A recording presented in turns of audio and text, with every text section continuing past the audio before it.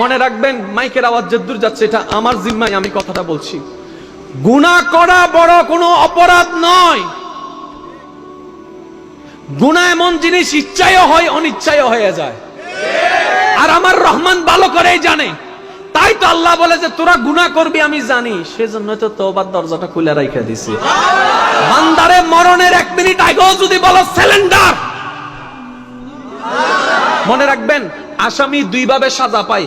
পুলিশে যদি দৌড়াইয়া তারা ধরে সাজা কিন্তু কঠিন, আর যদি নিজে থেকে আইসা অ্যারেস্ট আমি ভুল করছি সিলিন্ডার, সাজা কমে যায়।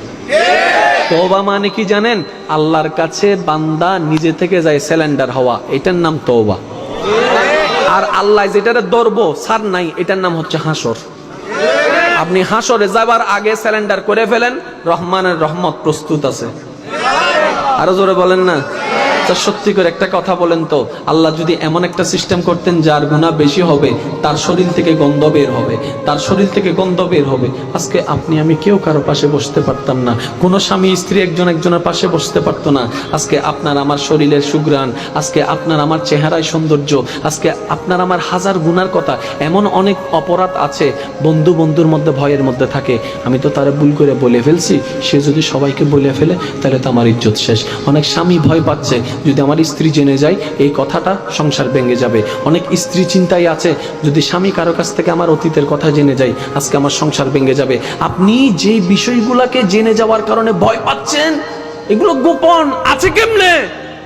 আপনার রহমানে গোপন করে রেখেছে। ফেরেশতাই বলে যে আল্লাহ প্রকাশ করে দিমুনি, কারণ তে গুনাহ করছে তুমি গোপন করে রাখছো, তারপরও দেখি সে গুনাহ বন্ধ করে না। ফেরেশতা বলে, বান্দাদের ফেরেশতা বলে আল্লাহ আমি প্রকাশ করে দিই। আল্লাহ কয় তোর বান্দা হইলে তুই প্রকাশ কর, তোর যদি বান্দা হয় তুই প্রকাশ কর। আল্লাহ আমার বান্দা না, বান্দা তো তোমার। আল্লাহ কয় যে আমার বান্দারে বেইজ্জত করার ক্ষমতা তোরে কে দিছে রে?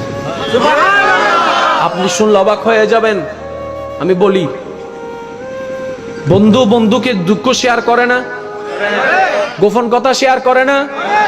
10 বছর পরে যদি বন্ধুত্ব দুশ্মনী হয়ে যায় তখন বলে যে কইয়া দিমু 500 টাকা। তখন আল্লাহ কি বলে জানেন? ও বান্দা আমি তো গোপন করে রাখছিলাম, তুই না বইলা দিছস।